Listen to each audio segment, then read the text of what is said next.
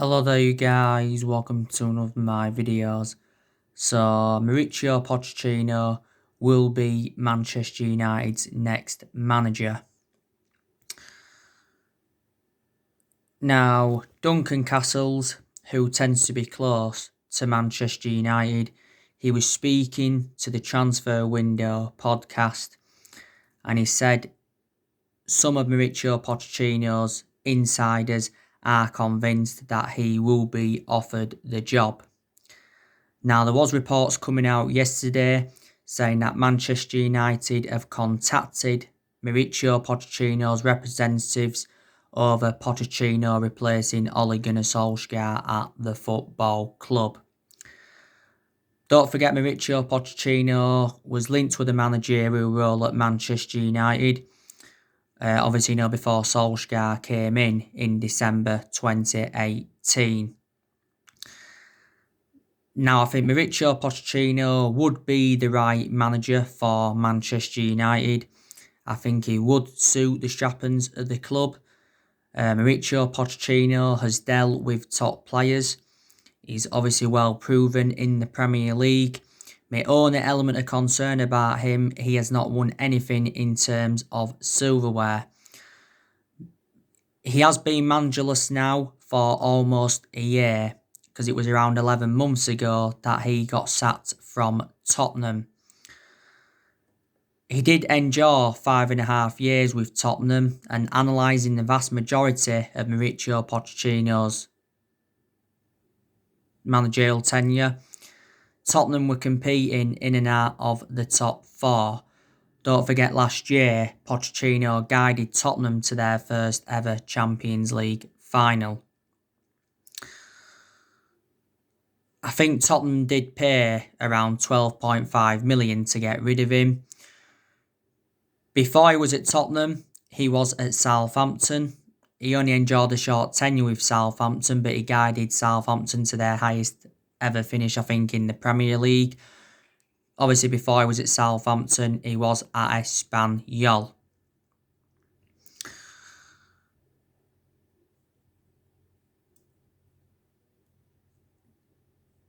Now, if we sack Ole Gunnar Solskjaer, it'll only cost Manchester United £4 million.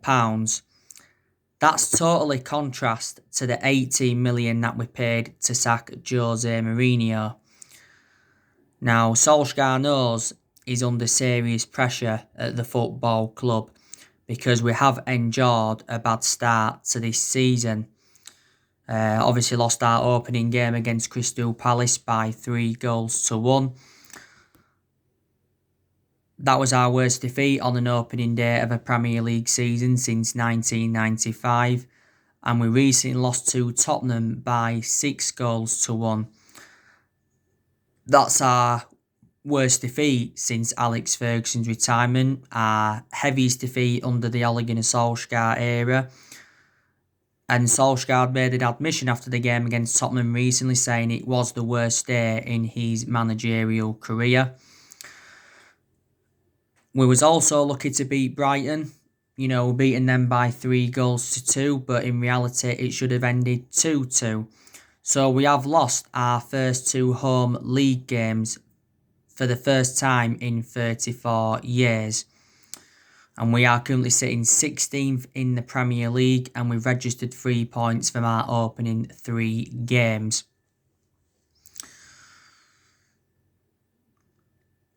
I don't think we'll sack Ole Gunnar Solskjaer as yet though, but I don't think it will be long. Now, don't forget, at the first part of last season, we endured our worst start ever to a Premier League season. And at that point, I thought Ole Gunnar Solskjaer was going to get sacked from the football club.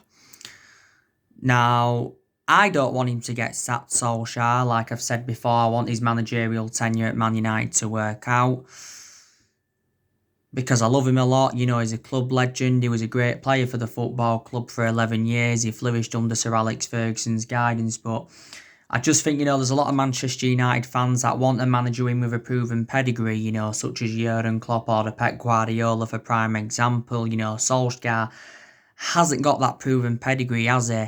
To be fair though, he has gained managerial experience, reflecting how long he's been at Manchester United, because Solskjaer's been at the club now almost 2 years. Obviously, before he was with us, he was at Mould, won a few Norwegian titles with them, and before then, he was at Cardiff. Solskjaer's record at Cardiff was disastrous. The main explanation he got sacked from Cardiff is because he ended up getting Cardiff relegated. Don't forget he managed the Manchester United reserve team for a couple of years and watched some of this team at this day and age grow and develop. He has managed 90 odd games now for Manchester United as Solskjaer. He's won over 50 games as Manchester United manager, and I think he's got just under 2 years left on his current contract. This is his second full season at the football club, and I said to you before the start of this season what will represent a good season for Manchester United, and that would be to finish in the top 4, maybe finish in the top 2 or top 3, and win a trophy. And by the looks of things, we're not going to exceed these expectations the way things are going at the moment. I definitely want Manchester United to win a trophy because we've not yet won out in terms of silverware under the Solskjaer era, and we haven't won a trophy for over 3 years. Like I've said to you, I think we are at least 3 to 4 years off from winning the Premier League title. I was hoping, by the way, that we could have mounted a title challenge up this season, because we obviously haven't won the Premier League since 2013, have we? So we haven't won it for 7 years. I credit Solskjaer, for what he did last season, because to be fair, last season he exceeded most of his expectations, got us qualification for the Champions League, also finished third, second highest we've finished since the Ferguson era, and we also progressed to 3 semi-finals, got to the FA Cup semi-final, the Europa League semi-final and the EFL Cup semi-final. Last season was his first full season at the football club, wasn't it? But I've taken some positives, from his tenure. It's not all negative.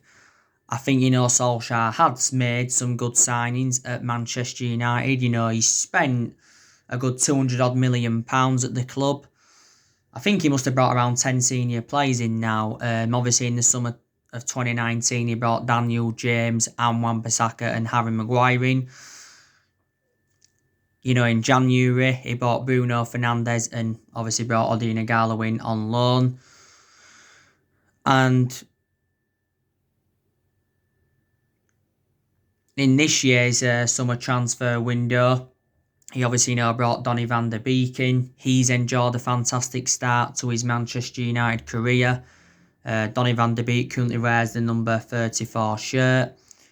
We got Donny van der Beek in a deal worth £40 million. He signed a 5-year deal with the club with an option of a further year.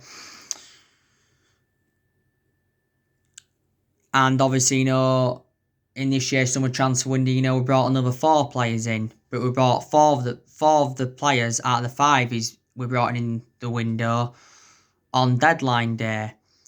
Obviously, we got Edison Cavani in on a free transfer.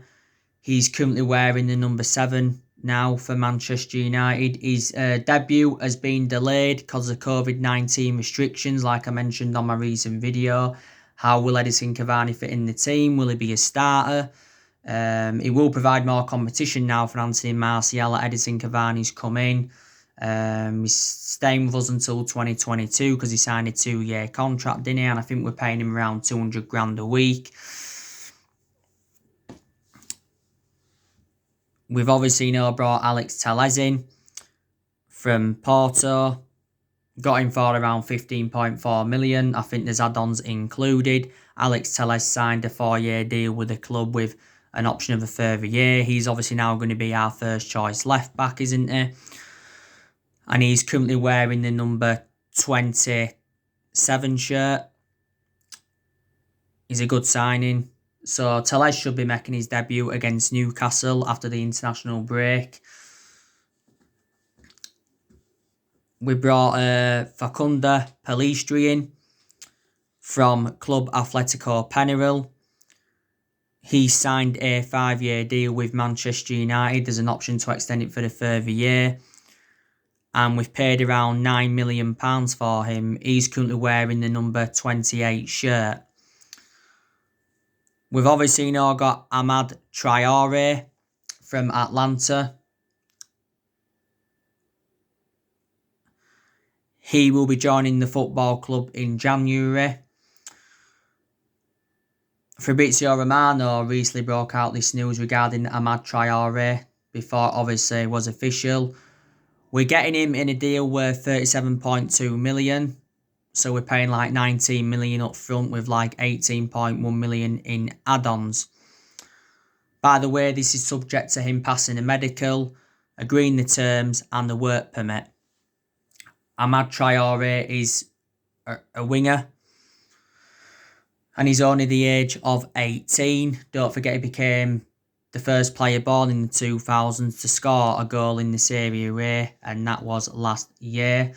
I think we've also brought another player in as well. And to be fair, Solskjaer has got rid of a lot of the deadwood since he got recommended into Manchester United. Obviously, we've seen players like Chris Smalling leave. Chris Smalling joined Roma on a permanent deal on deadline day. I think he signed, was it like a 3-year deal with them? Farewell to Chris Smalling though. Chris Smalling endured around 10 years with Manchester United. He made 323 appearances in all competitions, something like that for us. Don't forget though, Smalling was out on loan with Roma last season. We obviously let Diego Dalot go out on loan to AC Milan. We made the right decision by doing that. It's a shame that we couldn't get rid of him permanently, Diego Dalot. Didn't really get a lot of chances at Man United, did he? Andres Pereira, he went out on loan to Lazio. We loaned him out because he wasn't really getting a lot of chances at the club. Dylan Levitt, don't forget, he got loaned out. So too did Tahith Chon to Werder Bremen. Didn't we loan Joe Pereira out again for another season? Obviously, we're seeing like Sanchez leave the club. He went to Inter Milan permanently. Last season, he was out on loan with Inter Milan, wasn't he, with Sanchez? We obviously let Lukaku go. Maybe we made a mistake by getting rid of Romelu Lukaku. He left in the summer of 2019 to join Inter Milan. Herrera, we let him go on a free to PSG. Was it in the summer of 2019? I think we made a mistake by getting rid of Ander Herrera because he was a good midfielder for us. Fellaini, he left in January 2019. He was the first player to leave Man United, I think, under Solskjaer. Darmian, he also left the club. Valencia, he left in the summer of 2019 after he endured 10 years at Man United. Young left in January this year after he endured 8.5 years at the club. Don't forget also too, Angel Gomez left. And I also like the way that Solskjaer has promoted the youth. A lot of young players have been given their opportunities. And like I said, we've had some good periods under Solskjaer. We did well in that 3-month period when he was the interim manager. Went on a 19-game unbeaten run in all competitions. Went on a 14-game unbeaten run in the Premier League. I think that, there's players that have improved under him in certain periods. So that's another positive. But yeah.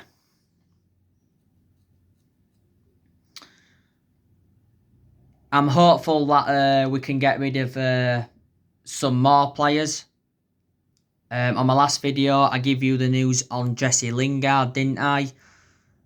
This is stemming from Rob Dawson from ESPN. He has said that Porto want Jesse Lingard on a season-long loan. He said a few weeks ago that Tottenham were interested in Jesse Lingard and they were preparing to offer around £30 million because Jose Mourinho's keen on a reunion with the player. we've got to get rid of Jesse Lingard because he doesn't regularly get in the team now, does he? Like I've already mentioned. Rojo and Jones, they're another two players we're looking to offload. Don't forget, it said during the summer transfer window that Sergio Romero's open to leaving the club because Sergio Romero is now our third choice goalkeeper. Obviously, because Dean Henderson recently returned. And Romero won't want to stay at Manchester United's third choice goalkeeper. There was rumours towards the end of the window when it was open saying that Solskjaer was prepared to sell Daniel James for around £25 million.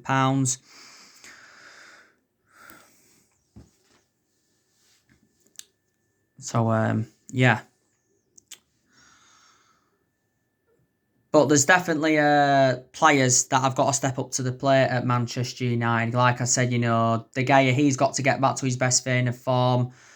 De Gea is going to remain our number one this season, but in reality, I think, Dean Henderson should be our number one.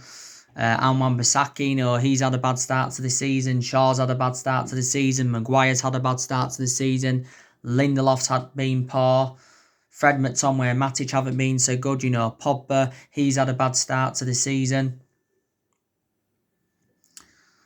So, yeah. But don't get me wrong, there's still some good players at Manchester United. I think Martial's very, very good. He was good last season. Rashford's very, very good. Mason Greenwood, he's very, very good. Even though I've had a few issues with him recently. I think Brandon Williams, he's also very, very good. It's going to be interesting to see now what we do with Williams now that Tellez has come in. Williams can play on the right-hand side. He can play as a right-back because he's actually predominantly right-footed, is Brandon Williams.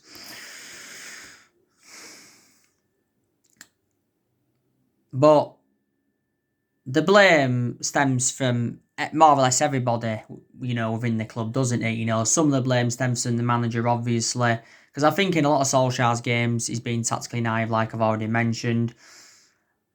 And there's question marks around Solskjaer. Why has he not yet started Donny van de Beek? Donny van de Beek has not yet made his full Premier League debut for the club. Obviously some blame stems from, the players. I think a lot of the blame stems from the board. You've obviously got a lot of Manchester United fans that are demanding the board out. The biggest culprits are the Glazers. Let's be honest, the Glazers are the ones that recommended Woodward in, and they also recommended Matt Judge in, and I don't think the Glazers have got any intentions of getting rid of Woodward. I don't think they've obviously got any intentions of selling the club either. Woodward's been at Man United since 2012. The Glazers have been at the football club since 2005, and Judge has been with us now a good 7 seasons. He's accountable, I think, for some of the failure of transfers. But I just think, the board haven't backed the managers that we've had since Ferguson retired enough. And throughout the course of that summer transfer window, Solskjaer wasn't backed enough. And I said, Solskjaer deserved more backing as Manchester United manager, didn't he? Because he publicly admitted that the club have got to spend money. But Solskjaer revealed quite a few times during the course of that summer transfer window that he was very infuriated with the board. Solskjaer is our 4th permanent manager since Ferguson's retirement. We've sacked 3 managers since Ferguson retired, and that was obviously Moyes. He endured, 8-9 months with the club. He's enjoyed the shortest tenure at the club, obviously, is David Moyes. Moyes should never have been recommended in. It was obviously Ferguson that recommended him in, but that's the only mistake Ferguson ever made, wasn't it? Under the Moyes era, we finished 7th, didn't we?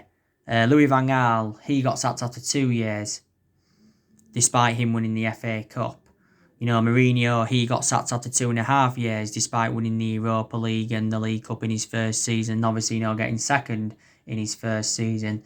There's a few Manchester United fans that I've heard saying that, we made a mistake by getting rid of Jose Mourinho. But I think, we appointed Mourinho in too late. We should have got Mourinho in when Alex Ferguson retired. That's from my opinion anyway. But I just don't think any manager at Manchester United is going to replicate Sir Alex Ferguson's legacy. But we just want to be back up there, competing in that. We want to be up there with the likes of City, Liverpool and all of that. And Another infuriating thing is that we missed out on a lot of targets throughout the course of that summer transfer window. We missed out on Sancho, he's been our number one priority target. Missed out on Grealish, missed out on Reguilon, missed out on Bale, missed out on Ismail Assar, missed out on Ousmane Dembele. Don't forget back in January, we missed out on Erling Haaland. We also missed out on Jude Bellingham. And another thing as well, there was teams around us that did very, very good recruitment. Chelsea made good signings, Liverpool made good signings, City made a couple of good signings, Arsenal made good signings. They've just recently got Thomas Partey. I think they got him on deadline day. Tottenham made good signings. Everton, they made good signings. Even Leeds United, they've made good signings. So there you go. So alright guys, that's everything to update you today. Drop your comments, likes below on the channel. If you do, consider subscribe as always, and take care. God bless, and I'll see you all again very, very soon.